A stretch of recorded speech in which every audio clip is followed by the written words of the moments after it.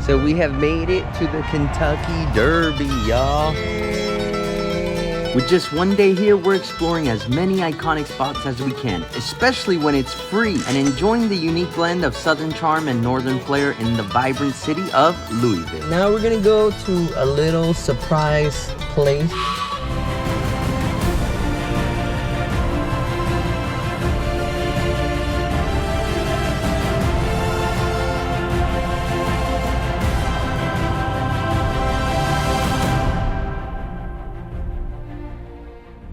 First trip with Zave. Hey. Okay, let's go. They're off. First stop, the legendary Kentucky Derby. Every first Saturday in May, the world's fastest horses race to glory right here at Churchill Downs. So we have made it to the Kentucky Derby, y'all. Just a quick little stop here in Louisville, just to kind of check out the gates. Not really go in, but just to be here and appreciate what Kentucky's known for. So this is definitely a cool little spot to come to, just to kind of say you've been to the Kentucky Derby, even though you don't go inside or anything like that. You can still park here for free. Just go to the gates and get a cool picture and then be on your way again. It's free. We love free 99 stuff. What do you think of the Kentucky Derby, of the gate of the Kentucky Derby? It was a monumental gate.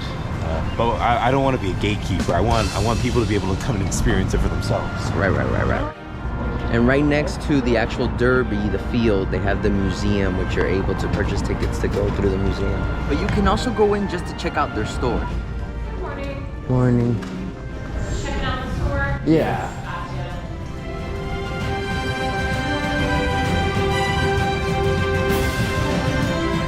It was fun being able to play around and try on the famous Derby hats, which we can say really brings you into character.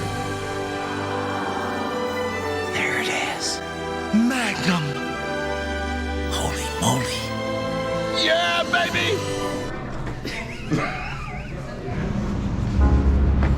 It's a little memorial for the horses. Yeah. Spend all your time waiting. Are you crying? Am I crying? No, I'm not crying. You're crying. So after paying our respects to the real fallen heroes of the Derby, we headed out into town to get some breakfast. So we're going to a top breakfast spot here in Louisville called Con Huevos. Let's go.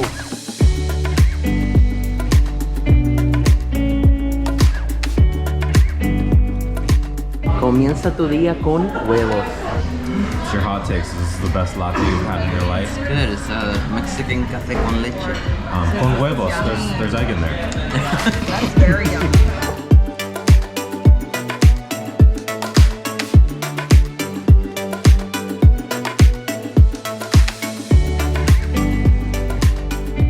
So we had an amazing breakfast, amazing restaurant. And now we're gonna go to a little surprise place. It's a way where we can really get the Kentucky Fried Chicken out of our system here. It's a weird, fun way to do it. They wanted to go to the museum, the original Kentucky Fried Chicken, but it's very far from Louisville. So we're gonna do the next best thing to get the Kentucky Fried Chicken experience. All right. Ooh, what a, oh no. Oh no, you found Colonel Sanders' grave? My God. Wow. Now, I normally do not visit cemeteries on my travels, but I figured the state we were in called for us to pay our respects to the man who made fried chicken a national treasure. Yes, it's Colonel Sanders. Colonel Harland Sanders. Colonel Bernie.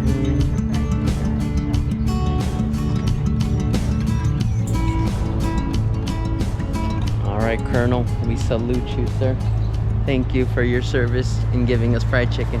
And other than Colonel Sanders, if you're in Kentucky, there's another very important public figure you have to come and pay your respects to, Mr. Muhammed Ali. The champ is here! The champ is here! The champ is here! I think a goal in life is to make such a drastic difference in the world while you're still alive that people will want to come after you've passed to your grave to remember you. My respects, Mr. Ali. Now our next stop is technically not in Kentucky, but only a few minutes away, so we figured, why not? All right, everybody, we got a nice bridge here, and we're going across this bridge here.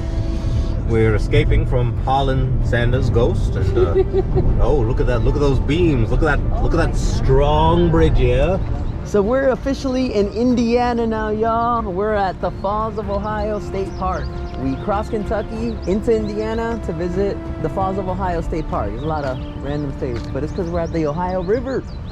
Let's go. She wanted to go to a different state, so here we are. And Xavier's about to communicate with the geese. Unless they attack him first. Let's see. Yes, I conquered this land. Cool. Astrophenomenons. There's like a halo. Now, this being a state park, it's technically not free. There is a parking fee of $2 using the honor system drop box, which I think it's worth it to check out the fossil beds found here. Fossil beds at the Falls of Ohio. So technically you can go down here and this should be all rock. There's a bunch of fossil beds all around here when the water is low, but as you can see, the tide is high, so we can't really check out the fossil beds, but it's a cool view of the Ohio River, y'all. Now, it's called Falls of Ohio for a reason, because they do have small waterfalls that are caused by a dam near the bridge. But because of the water levels, it wasn't accessible. But this wasn't the only reason I wanted to visit here. Because as a little kid, I remember learning about the famous expedition to the Pacific by explorers Lewis and Clark and Sacagawea. This was actually one of the first historical stories that I remember learning about that really influenced my adventurous spirit to see the world. And one of the main reasons this state park is of significance is because this is the site where Lewis and Clark first met to start their epic expedition. Action.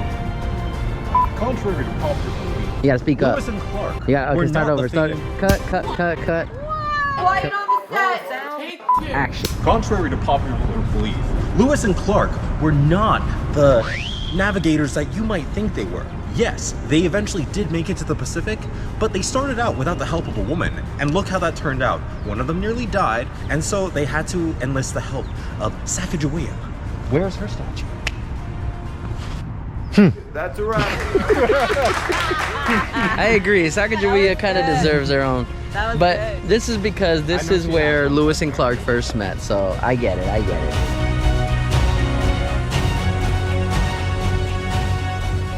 While you're here, you can also check out the Interpretive Center, which is basically a small biology museum. You can pay extra to enter the exhibits, or again, just take the free 99 option and enjoy the entrance and lobby, which is a good way to spend a few minutes getting out of the sun while also enjoying some of the displays available without having to actually go into the museum.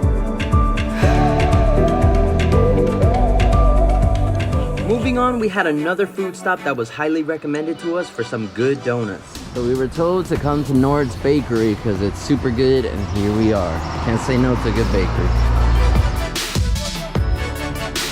Donut review from Nord's Bakery, go. Ow. It's good. Like you said, delicious. It's good. Not too sweet. Not too sweet, nice and fluffy. You know, sometimes these old little bakeries can be deceiving. They can be like, oh, they're kind of rinky-dinky looking, but sometimes those are the best ones. They make the best stuff, you know? Never judge a bakery by its cover. After spending the morning and early afternoon here, we made our way through the countryside of Kentucky to check out the famous Ark Encounter, which is about an hour and a half away from Louisville. So be sure to check out my other video I made on just this awesome attraction. But a few days later, we returned to Louisville for another half day, where we were able to take a stroll through the famous neighborhood of Old Louisville thanks to a good local friend of ours. So we're in Old Louisville with our guide, Mr. Perez. Hello. He's taking us around the beautiful neighborhood, historical neighborhood, Old Louisville. A charming neighborhood steeped in history, these stunning Victorian mansions will make you feel like you've stepped back in time. As you wander its tree-lined streets, the scent of magnolia fills the air. Each home whispers stories of grand balls and laughter from generations past.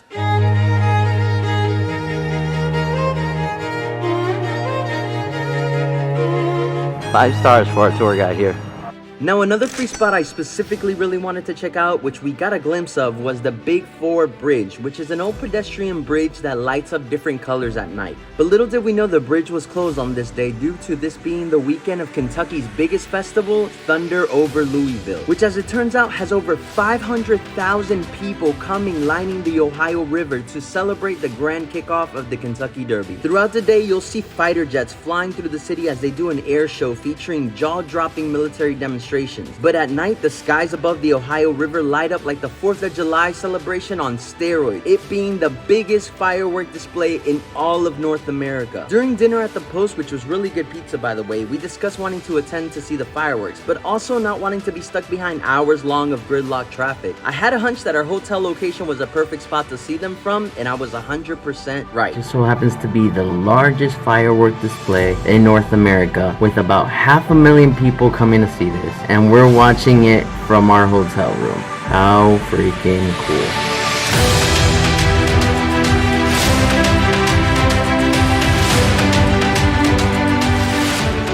It, folks, our first visit to Louisville was filled with excitement, history, and if you come at the right time, the biggest party in the United States. So come for the Derby, stay for the charm, and make memories that will last a lifetime.